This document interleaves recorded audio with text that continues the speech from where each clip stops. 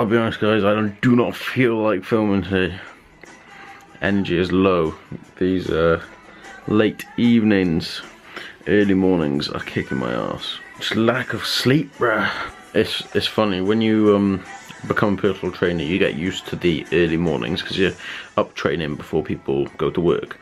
But then when you couple that with online coaching, the late evenings, the late nights, getting back to people, replying to people, adjusting people's programs, filming for people, it all adds up. But having said that, I love my job. I feel very fortunate to be able to do what I do. So less complaining and more working. Morning guys. Okay, deadlift day today for me, so my second lower body workout of the week. You've already seen my lower body A workout, which is more quad focused with squats. This one's going to be hamstring and glute focused. As I said, energy's a little bit low today, so plugging in about 250 milligrams of caffeine there. But I think a lot of the time your energy can be low, but as soon as you plug in some caffeine and you get a little bit more hyped up for your workout, you can push through and you can get a good workout in. But the thing you need to think about in the long term is your recovery. So although you may be able to get decent workouts in if you push things slightly heavier with caffeine and just getting yourself a little bit psyched up, maybe recovering a little bit longer during sets, you can do that. But the thing is, you have to think of the long term. You're feeling low, you're feeling sluggish, all of those things, because your recovery is suffering. So something to bear in mind there. Okay, it's time for me to get my focus on and get in the gym now. Let's go. What is up guys? If you made it through that incredibly moany, boring, low energy, absolute diabolical intro, then well done. We're here with a couple of the warm-ups that I do for deadlift day, a couple of like hinge hips, opening up the hips, mainly just focusing on opening up adductors, getting a good stretch.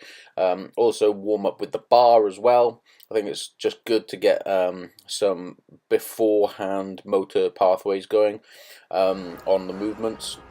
And then of course we start off with some pretty low weight, just working on form. And I've been doing this consistently with a lot of exercises towards the beginning of my workout. So generally with like the first 3 exercises, I will do a warm-up set where I'm very conservative with my weight, and I just focus on bringing the form to like the pinnacle of perfection, and then go into my heavy weights where I'm focusing more on that progressive overload. So here we're working with just 120 kilos. The bear grips on this are just like ridiculously good, and I keep on moaning and complaining, not complaining, I keep on like just going on about bear grips and how good they are, but honestly, you save yourself so much time with the bear multi-grips than you do with regular lifting straps, where you're wrapping it around and around and around the bar. Look at that, I'm secure, I'm not going anywhere. So anyway, this is 160 kilograms. So I just did that for a single, and then worked up to 162.5, I think there. Which, I mean, is nothing crazy. A lot of people deadlift in the 200s. But this is the first. I've been doing deadlift for about 6 months.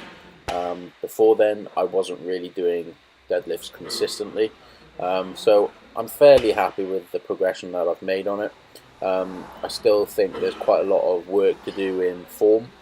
I find I start lifting at the hips a little bit too early. Obviously with a deadlift you want to unravel at the same time, so you're unbending your knees, extending your knees, and extending your hip hinge forward at the same time, rather than coming up with the bum and then up with the back like you just saw there. Bad Simon. Anyway, so I did 6 sets of 3.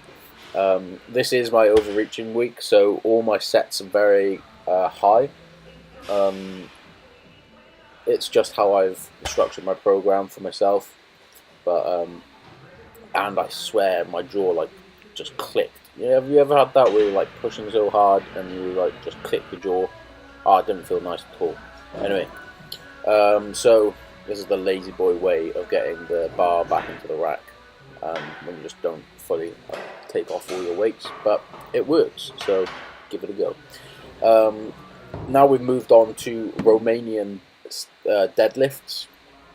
Sort of stiff leg I like to do with a little bit of a bend and assistance at the end of the movement if I'm finding that the weight is, or my lower back is starting to fatigue a little bit more, because that's always the first thing that goes for me is my lower back.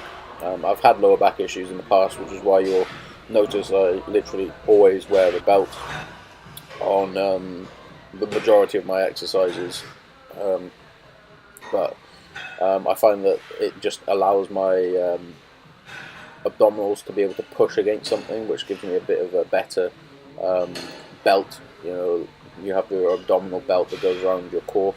I find that I can engage that better if I've got something to push up against. Anyway, Romanian stiff leg deadlifts, hinging hips back before anything else, and then squeezing with your glutes, hamstrings on the way up. Brilliant exercise. I think probably a very underrated exercise for the glutes. You'll see all these bikini athletes that and like Insta fit chicks that do these pump workouts for their glutes. Actually, I take that back. A lot of bikini athletes, they know more of what they're doing, but the Instagram fit chicks will do really weird exercises. This is a great way of adding a progression into the movement. Because you've got that angle, your hamstrings are already slightly stretched, so yeah, try that one out. It's quite a good one as well. Reverse lunges, death. Just lunges are death in general, but we've got reverse lunges, which target a little bit of everything of the legs, really. You get a little bit of quad, this is pretty much the only quad exercise in this workout. A lot of glute and a little bit of hamstring as well. And because I'm doing it single legged, I just think single leg exercises are ridiculously superior to two leg. Because like you have so much more to work, you've got more balance going through there, and so many people have bad balance and posture problems because of that balance. So yeah, and of course we're still wearing the bear grips.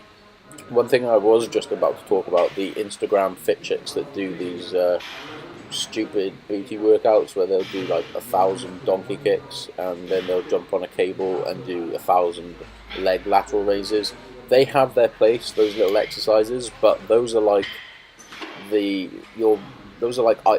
most isolation exercises. Like you should be focusing on bigger compound movements if you're trying to grow your glutes and hamstrings before you go into those exercises.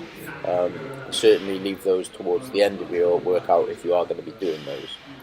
Next, probably the king of all, it should be the queen of all glute exercises. Actually, that's gender appropriation. The god of all glute exercises, the hip thruster, which probably gets a lot more glory than every other exercise for the booty. Squats do get quite a lot of emphasis for the glutes as well, although the AMG activation on glutes isn't that much. However, I still think it's a good exercise for everything in the legs, lower body really. If I was to select one exercise for the lower body, it would probably be squats. Anyway, the hip thrusters, we're working with 160 here. I've been doing dead stops on my hip thrusters from the beginning really, and I find that I can just activate a lot harder at the top with taking out the sort of bounce that people sort of use at the bottom of the movement. If you don't come to a dead stop, people tend to like use the bounce reflex off their different tendons, ligaments and muscles. So yeah, coming to a stop I found has been pretty good. I do find, like just looking back at this video, that my shoulder blades hook onto that bench like very high up, so it's kind of like I'm doing a shrug. So I might try and use a different setup there, maybe the bench width-wise rather than length-wise, but yeah, we'll see. Next, we've got hamstring curls on the leg curl machine. Now, I for some reason just this exercise, after you've done all of those, is extremely challenging, and just sitting down on that seat, you can feel your hamstrings just like ready to pop. But then as soon as you start doing this exercise, it's quite a good stretch, so I still enjoy this exercise, and for some reason, like, I just feel it all the way down the back of my hamstrings into my glutes, and like around the gooch area even. But yeah, it's not a bad exercise, and of course we are still going to be logging this all, so as long as you progress through your workouts, log down your workouts, you'll be able to see what kind of weights you're pushing, and I'll keep on saying it, it's incredibly important to log your workouts. Lastly, bit of calves, because I need calves.